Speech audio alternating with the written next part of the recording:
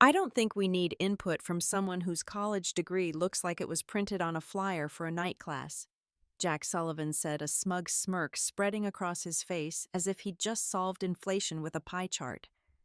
The room erupted in a wave of forced laughter, the kind no one actually finds funny, but still lets out a few chuckles to prove they're on the winning side.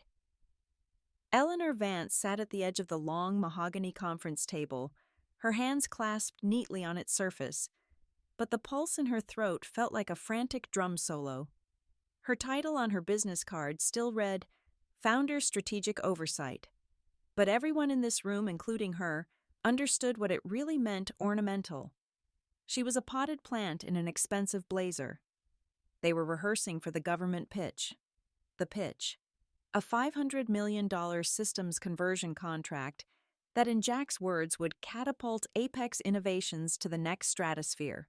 His words, his swagger, and his goddamned pen with his initials engraved on it. Eleanor had built this company 15 years ago with a weak garage Wi-Fi signal and her cousin's hand-me-down ThinkPad. Now she wasn't even allowed to speak during the rehearsal.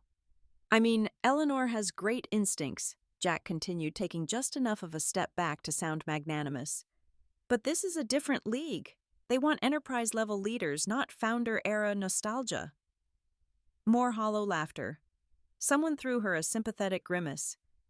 The CEO cleared his throat, mumbled something about focus, and Eleanor nodded like a sedated yoga instructor. She could have spoken up, could have told them where the idea for this bid had really come from her own scribbled-down notes at a conference she was no longer invited to attend. But she didn't. Not yet. Jack clicked through another slide dense with meaningless jargon. Synergistic. Frictionless scalability. Predictive analytics. He said the words as if they actually meant something. Eleanor stared at the projector's light, hitting his face, creating the halo of a man who believed PowerPoint could mask incompetence. She wasn't angry, at least not visibly. Something inside her, a long-caged animal, had just had its chain unlatched. Jack paraded on with his so-called pitch team, all of them handpicked for optical diversity and a glossy LinkedIn profile. Not one of them was over 45. Not one of them knew how brutal the early days had been when contracts had to be faxed across state lines at 2 a.m., because DocuSign wasn't an option and no one trusted an e-signature. He didn't want Eleanor's grit. He wanted glass walls and applause.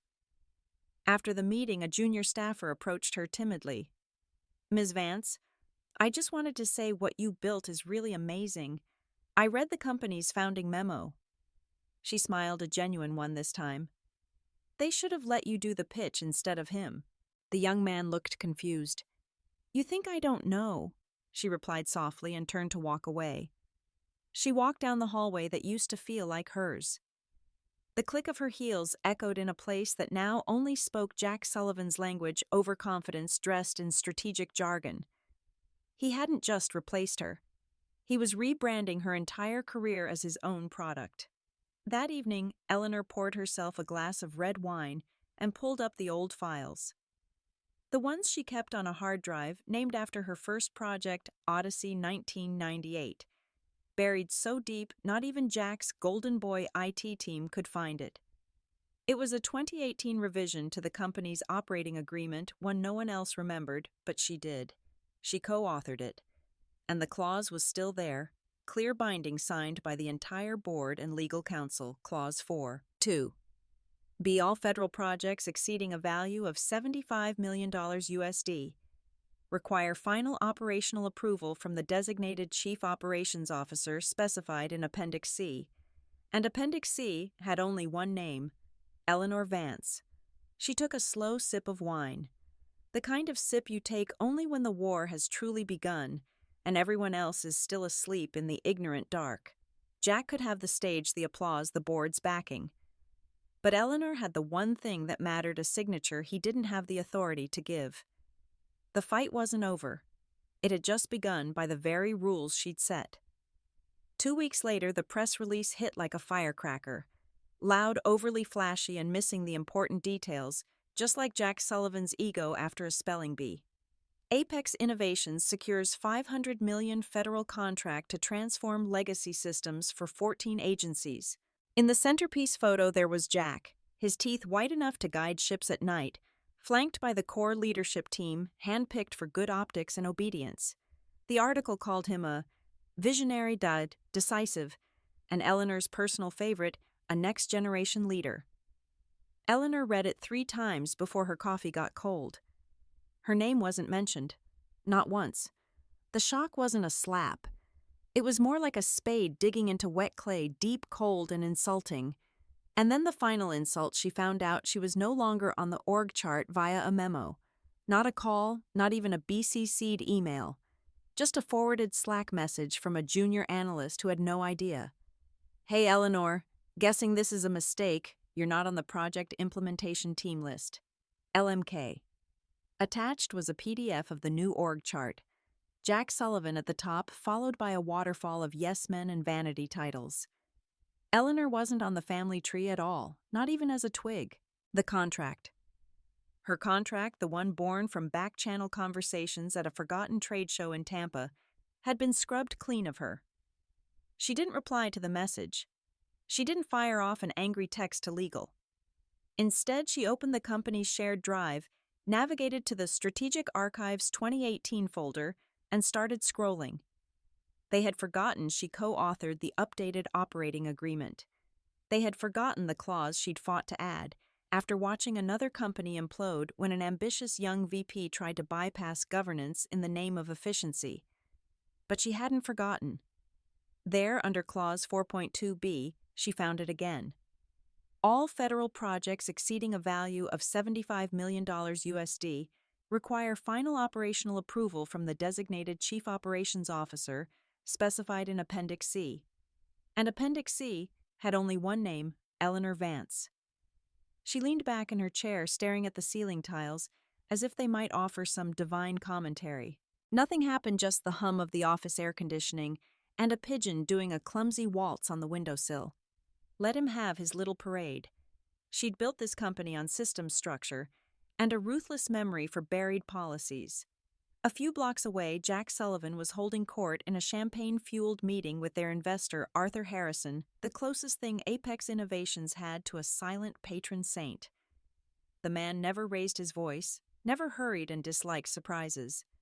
"I want to review the governance documents before we finalize," Mr. Harrison said, stirring his water with the kind of distaste usually reserved for a lukewarm shrimp cocktail. Jack waved a dismissive hand as if swatting away a gnat. "It's all standard. The lawyers are on it. We've got the signatures. Nothing to worry about." Mr. Harrison blinked once, slowly. "I'd like to see them anyway." Jack didn't say no. He just nodded with the careless confidence that comes from thinking you're invincible. Meanwhile, Eleanor was building her quiet arsenal. She printed the clause, annotated. It highlighted every related policy and internal compliance rule that tied her role directly to the agreement. She opened an old email chain with their legal counsel from 2 years prior. She had flagged the clause at the time with a note, "Keep this simple and binding. I've seen too many cowboys try to ride federal contracts without a saddle." Legal had replied, "Added, executed. A smart addition." She reread the chain like scripture. Then she did something Jack Sullivan would have scoffed at. She printed it all. Paper binders, tabs, physical proof that couldn't be misfiled. She labeled it simply, Signatory Assurance Clause, Activation. Later that afternoon in the hallway, someone asked if she was coming to the internal launch party. Eleanor smiled. "Not yet. Still preparing. Let Jack pop the champagne. Let the board toast their golden boy." She didn't need fireworks. She had the one thing that mattered, a signature that wasn't his to give or to take away. Eleanor didn't storm the legal department. She didn't make a scene or file a complaint or burst into Jack's glass-walled den in a blaze of wronged woman fury. Sure, it would have been satisfying, but it wasn't her style. She took the back stairs wearing flats instead of heels, carrying no laptop, just a single manila folder and a memory sharper than any NDA. The legal team was mostly new, bright-eyed graduates who thought precedent was a type of specialty coffee. At the end of the hall sat someone who still remembered when Apex Innovations made payroll from an overdrawn checking account, Mrs. Evelyn Hayes. Evelyn had been with Apex long enough to remember when Eleanor still signed her emails, sent from my BlackBerry. Eleanor tapped lightly on the doorframe. Got 5 minutes for an old ghost. Evelyn looked up from her screen, smiled, and waved her in. I'm looking for a specific document, Eleanor said, placing the folder on the desk. The 2018 Operating Agreement revision. It should be filed under Corporate Governance Updates. I co-drafted it with legal before the new board structure took effect. Evelyn's smile paused for a fraction of a second. Ah, I remember that one, she said, tapping at her keyboard with the grace of a concert pianist. Was wondering when someone would ask about it. No one's touched that folder in over a year. Not even Jack. Evelyn chuckled. Come on, if it doesn't come with a slide deck and fake metrics, he doesn't open it. 2 minutes later, she handed Eleanor a printout. You might want to bookmark Appendix C. That's your clause.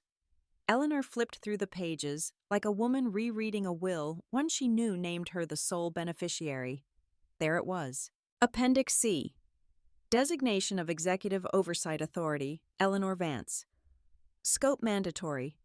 Signatory for all federal contracts exceeding a value of $75 million USD, including conversion initiatives, procurement reform, and systems modernization. It was her name, her signature, her safeguard against every smooth-talking corporate climber with a passion for PowerPoint and no idea how government compliance actually worked. She looked up. Thanks, Evelyn. Can I borrow your copier? Evelyn grinned. Take the good stapler, too. I have a feeling this is a good stapler situation. That afternoon, Eleanor made a single phone call. No texts, no email trail, just a voice. Hey, it's me, she said when her old deputy answered. Eleanor. God, how are you? Wait, did you see the announcement Jack's acting like he wrote the Constitution? Eleanor smiled faintly. Yeah, I saw it. Listen, quick question. Has the compliance package gone out to the client yet? There was a pause. A rustle of paper. No.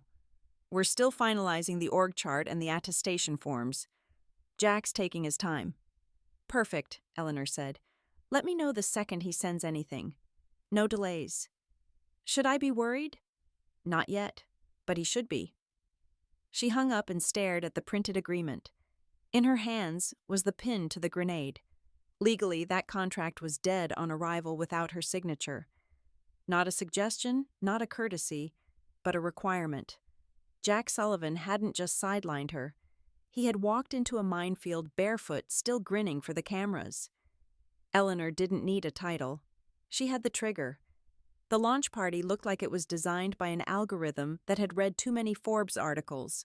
Floor-to-ceiling banners with bold slogans like Reinventing Government, Redefining Excellence, a jazz quartet in one corner, overpriced canapes in the other.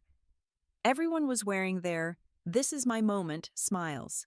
Even the interns had been told to network. Jack Sullivan stood at the center of it all in a tailored navy suit that cost more than Eleanor's first car. In his hand was a glass of Veuve Clicquot. In his mouth was a victory speech that sounded like it had been spat out by ChatGPT and approved by a PR intern on Adderall. And none of this would be possible without vision, without grit, without innovation, Jack declared. This contract isn't just about systems, it's about people. A team that dared to think bigger, smarter, faster. Polite applause, a nod from the CEO, a wink from the head of communications. And of course, Jack continued with a practiced pause and a glance toward the back of the room. We want to acknowledge Eleanor Vance's past contributions to the company's early growth. Early growth. The phrase sat in her stomach like a bad shrimp. Eleanor stood near the catering table, sipping sparkling water and clutching her handbag so tightly her knuckles ached. Past contributions, as if she were the woman who used to bring in donuts and had quietly retired to Arizona. She nodded, not a smile, just enough of a movement for a camera to catch if they'd bothered. After the toasts, after the photos, after Jack had finished shaking hands like a politician trying to remember his donors' names, the crowd began to thin. That's when Arthur Harrison appeared. The investor didn't need to wear a suit to command attention. He wore a zip-up fleece and loafers, yet people still parted for him as he walked. He didn't linger. He approached, And this time he did so slowly, a club soda in one hand, and the same unreadable expression he wore to every earnings call. Eleanor. Arthur. He glanced around. Jack was still soaking up the attention of junior staff and one particularly eager reporter from Tech Vantage. I read the memo, Mr. Harrison said quietly. Which one? The one with the org chart. Jack sent it to the board this morning. Your name wasn't on it. She tilted her head as if hearing about her own erasure for the first time. Must be an oversight. Mr. Harrison didn't smile. He never did. Should I be worried? Eleanor reached into her handbag and handed him a folder. Slim tabbed, no external label. He opened it, briefly glanced at the first page, then closed it. Not yet, she said. His eyes shifted back to her. I'm going to have to report this up. You won't have to. He will. There was no smugness in her voice, no glee, just certainty like a woman who had already won the game but hadn't bothered to announce it. Mr. Harrison tapped the folder against his hand. He doesn't know, does he? Eleanor shook her head. He thinks paperwork is decorative like the art in the lobby.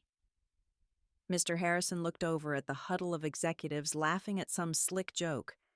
He's going to find out, hopefully, not too late. Eleanor walked away before the conversation could turn into a strategy session. She didn't need alliances, not yet, but she had planted a seed in the most calculating mind at Apex Innovations. And Arthur Harrison was not the kind of man to leave a $500 million contract in the hands of someone who thought a compliance package was optional. Sitting in her car, she was silent for a moment, engine off, staring at the building's reflection in the windshield. Inside, Jack was probably still sipping his champagne. He didn't need a toast. She had the clause. She had the timestamp. She had the paper. And when the music stopped, she would be the only one left with a chair. 3 days after the party, Eleanor walked into the office and noticed the silence was different. Not peaceful, not empty, but scrubbed clean. Her keycard still worked, but her calendar was gone. No meeting invites, no recurring strategy sessions. Even her color-coded tags, years of meetings tracked to the minute, had vanished, as if someone had selected her entire digital life and hit delete row. It wasn't unexpected, just faster than she'd thought. She sat down, opened her laptop, and clicked through her limited dashboard. Most of the shared folders she used to manage were now read only. Her name had been quietly removed from 3 Slack channels. And then it came a BCC'd email. Subject: reorganization, governance alignment, signatures, from legal at apexinnovations.com to Jack Sullivan at apexinnovations.com, BCC. Eleanor.Vance at apexinnovations.com. Per your request, this confirms initiation of the Executive Transition Protocol. Attached is the official documentation removing Ms. Vance from all active signatory roles. Effective immediately. Legal and Ops. Eleanor read it twice, then a third time. The language was sharp, bureaucratic, and cowardly. Not a single person had spoken to her. Not the board, not HR, not even the CEO. They had let Jack push the button and walk away whistling. She wasn't just being sidelined. She was being stripped. And that's when she understood. He was moving fast because he knew he was vulnerable. She opened her private folder, the one Jack didn't know existed, the one buried on the compliance server with access granted only to the former general counsel who had retired and left her as the backup. She found the time-stamped document from Legal Chief Operations Officer's signatory clause, effective 2018. Still active, still binding, still hers. And then her phone buzzed. A text from Arthur Harrison. Arthur, Jack just sent the final deck. He's listed as the sole signatory for the contract package. Is that correct? She stared at it for a long moment, then replied, Eleanor, not even a little bit. In the meantime, she called her old deputy again. Please tell me, Eleanor said. Have you seen the compliance package? A pause. Yeah, just got it. Jack submitted it directly. Said we needed to file it by EOD or risk a timeline slip. Did you see who signed it? Just Jack. No second, no dual signature. Just him. Eleanor didn't swear. She didn't yell. She closed her eyes and let the moment wash over her like a slow, toxic breath. He'd done it. He had officially submitted a federal compliance package for a $500 million government contract without the legally mandated signature. Her signature. He had pushed her out without understanding what she actually did. Eleanor opened her email and started composing a new message. To Arthur Harrison, CC Legal, CEO, Board Chair. Subject immediate governance clarification. Contract number 4483. All it has come to my attention that the final compliance package was submitted to the client today by Mr. Sullivan. As a reminder, per the 2018 operating agreement attached, all federal contracts exceeding $75 million require final approval from the designated Chief Operations Officer. I remain that officer of record. To date, I have not been contacted to review or authorize this submission. As such, the current filing may be considered non-compliant and void under Section 4.2b of the Governance Agreement. Happy to clarify or provide documentation as needed. Regards, Eleanor Vance. She didn't send it, not yet. Instead, she saved it to her drafts folder. This wasn't the moment. This was the setup. They had tried to erase her, and in the process, they had broken the one rule you never break with a founder who still holds the goddamn blueprints. Don't mistake silence for absence. Because silence sometimes is just the sound right before the bomb goes off. Eleanor waited 2 days, just long enough for Jack Sullivan to think silence meant he'd won, that his name on the signature line had somehow closed a chapter instead of opening a case file. By then the media cycle had kicked in.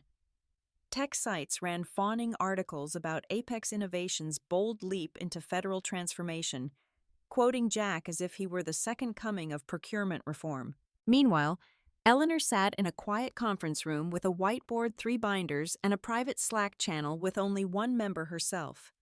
She wasn't plotting, she was reconstructing. Timeline, action, breach. It started with the initial request for information RFI, the thing that had kicked off this whole circus. Eleanor had written the company's response herself on a red-eye flight after a conference. No one else had bothered to attend. That RFI had listed her as the designated point of contact. Not Apex Innovations, not the CEO's office. Eleanor Vance, co-founder, strategic architect, and as stipulated in the RFI proposal lead. She still had the version the client had returned with notes in the margins, comments, and even a hand-drawn heart next to her name from one of the government analysts who thought she actually sounded like someone who cared. And then there was Jack's official proposal submission with her name nowhere on it. She marked the discrepancy, documented the dates, took screenshots, cross-referenced internal emails. There it was. Jack Sullivan, misrepresenting authority in black and white, claiming all necessary compliance requirements have been met and signatories confirmed. Except they hadn't, and they weren't. Eleanor picked up her phone and dialed a number she knew by heart but hadn't used in nearly 6 months. Federal Digital Oversight Office, the voice on the other end chirped. She cleared her throat. Hi, this is Eleanor Vance from Apex Innovations. I'm just calling to follow up on our contract filing for the Legacy Systems Modernization Project contract number 4483A. I wanted to confirm who your team currently has listed as the project lead. There was the sound of typing, a pause. It says here Eleanor Vance. Is that still correct, ma'am? Eleanor smiled. Yes, just making sure. The next move wasn't hers. It was Arthur Harrison's. She hadn't sent him the official email. She hadn't needed to. The folder she'd given him at the launch party had done its work. And Arthur, quiet, perceptive, always 10 steps ahead, understood what she was offering. Not a mutiny. A rescue. That afternoon, an all-hands board meeting was announced. Subject Strategic Performance Alignment, Q4 Readiness. Publicly, it looked harmless routine.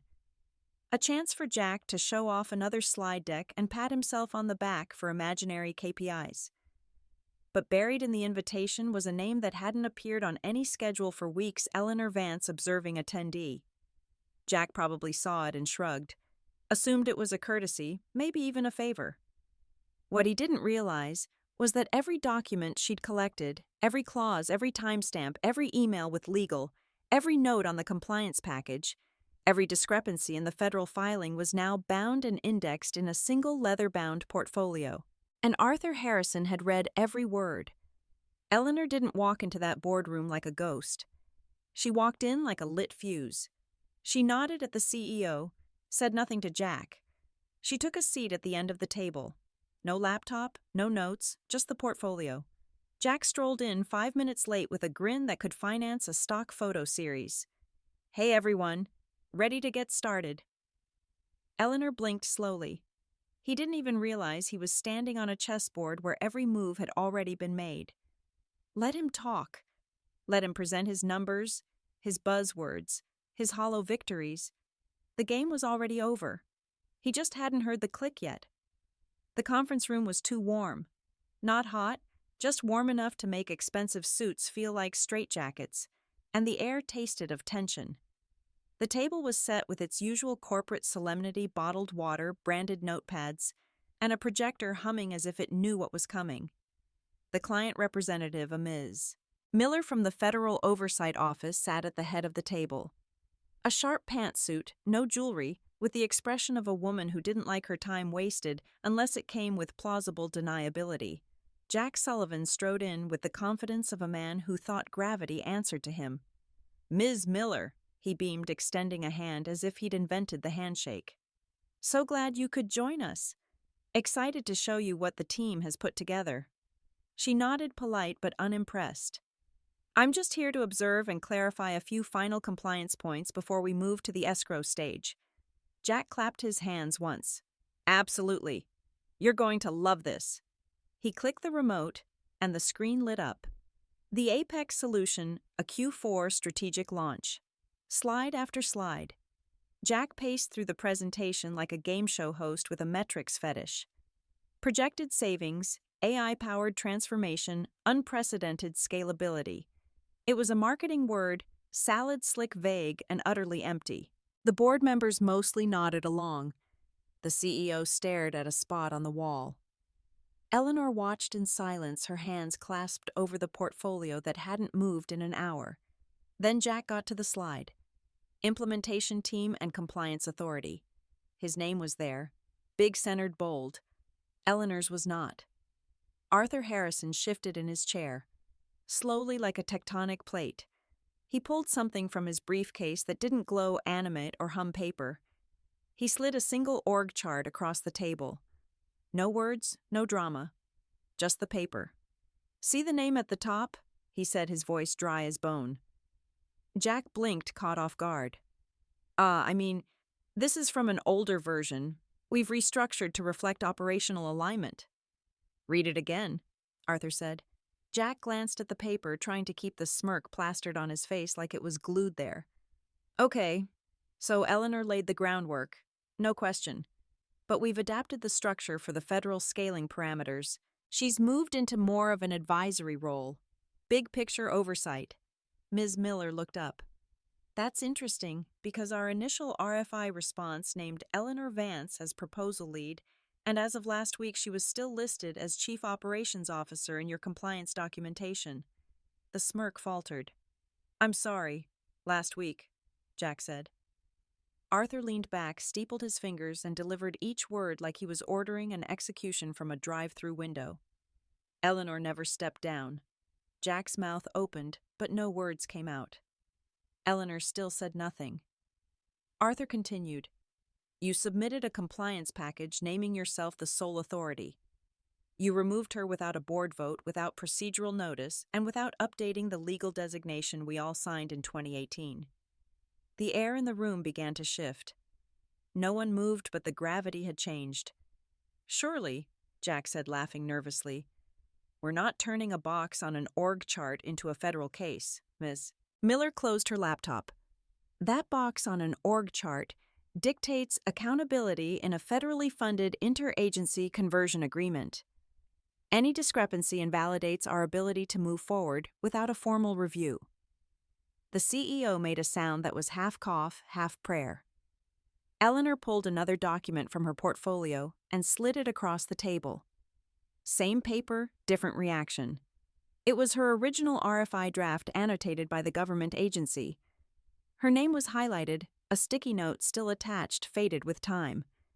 "Make sure we don't lose this contact. She gets it." Jack looked at it like it was a loaded gun. "That was a mistake," he stammered. You didn't read." Arthur cut him off. And that's when the power shifted. Not with a shout, not with a slammed fist or a dramatic walkout. Just paper. Just silence. Just a room full of people realizing the man they'd bet on hadn't just made a mistake. He had handed the ball to the other team and was doing a victory dance in his own end zone. Finally, Eleanor spoke. "You signed me out of a contract I still own." No heat, no ego, just a fact. A fact Jack was about to learn that didn't care how many press releases had his name on them. Jack Sullivan was sweating now, not the attractive kind of sweat. This was the cold, clammy sweat of a man realizing his parachute was stitched together with ego and buzzwords. He reached for his water glass, but his hand trembled slightly, just enough to make the glass clink against the table. Arthur Harrison was unflinching. He opened the leather-bound portfolio beside him with the careful deliberation of a man used to ending careers before lunch. "Let's review what you submitted to the client last week, shall we?" he said. Jack made a weak sound in his throat, half a chuckle, half a plea. "You know, Arthur, I think we're getting bogged down in some procedural—" Arthur held up a hand. "We're going to read it together." He produced the final contract package. Clean tabbed, signed. He passed it to legal. "Start with the compliance page."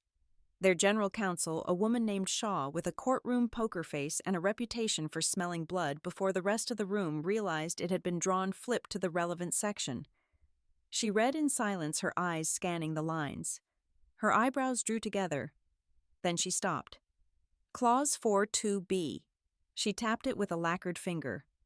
"All federally sourced programs exceeding $50 million shall require final operational approval from the Chief Operations Officer designated in the most recent Corporate Governance Resolution. Appendix C, Eleanor Vance." A silence descended so thick it felt like sound had been outlawed. Eleanor didn't blink. Jack stared straight ahead, a vacant look forming behind his eyes as if his soul was trying to exit stage left. Shaw turned to him slowly and coldly. "Your submission to the client has your signature alone. No dual signature. No Eleanor Vance." Ms. Miller, the federal client representative, closed her laptop with a quiet click. The sound might as well have been a gunshot. "From our agency's perspective," she said, "this document is incomplete. It's invalid. If it was submitted under false authority, it could trigger audit flags and a review suspension. We take compliance very seriously." Jack's voice broke. "But we're too far along. The contract's been announced. The deal is not done," Arthur said. "What's done is your arrogance, Jack, and now we're exposed." The CEO finally spoke, though he sounded like he was reading his own eulogy. "Why wasn't this caught during the internal review?" Shaw answered with a shrug so slight it was almost cruel. "It would have been if anyone had notified the person who helped write the clause in the first place." She turned to Eleanor with a nod. "That would be you." Eleanor tapped her portfolio. "I have a version ready to go, fully compliant, annotated with my signature. All it needed was a request." Arthur turned fully toward Jack. "Now, you didn't deliberately sign her out of this agreement, did you?" he said, his voice calm and venomous. Jack opened his mouth. Nothing came out. He looked like he'd swallowed a nail. Eleanor stood slowly, not to storm out, not to give an Oscar-winning speech about loyalty or vision or betrayal. She simply walked around the table, picked up the contract package from in front of legal, flipped to the signature page and held it up. Only one name, Jack Sullivan. She turned it so the whole room could see. "Congratulations," she said quietly. "You submitted a $500 million federal contract with a non-compliant signature voiding governance, misrepresenting authority, and exposing this company to penalties up to and including breach of agreement. Jack slumped in his chair like a deflating pool toy. Eleanor didn't smile. She didn't gloat. She placed the package on the table, folded her hands on top of it, and said, "This version is dead. If the client is still willing, we need to draft a clean one this time with the mandatory signatory." She glanced at Ms. Miller, who gave a slight nod. Jack looked around the room, searching for anyone to back him up, but all he found were lowered eyes, clenched jaws, and the icy stare of Arthur Harrison. The room had changed. The flagship had sunk, and the woman they had tried to write out of the story was now quite literally holding the pen. The tension was solid now, no longer sharp, but thick and undeniable. Jack Sullivan sat collapsed in his designer chair, jaw slack hands, limp at his sides. Across from him, Eleanor stood cool and unmoved, the voided contract package lying on the table like a spent shell casing. Arthur Harrison leaned forward, elbows on the table, his voice calm and steady. "Eleanor," he said, "will you sign the deal?" She took a breath. Not for drama, but for precision. "Not this one." Then she sat slowly and deliberately, placing her own portfolio down with the care of someone setting a cornerstone. "I'll need to resubmit the proper documentation," she said. "This version is invalid, legally, structurally, and ethically." She glanced at legal, who nodded without hesitation. Then her eyes met the client's. "If your office is still willing to proceed, we'll do it right, but with a governance system that respects federal compliance and the truth." Ms. Miller tapped her pen on the table once.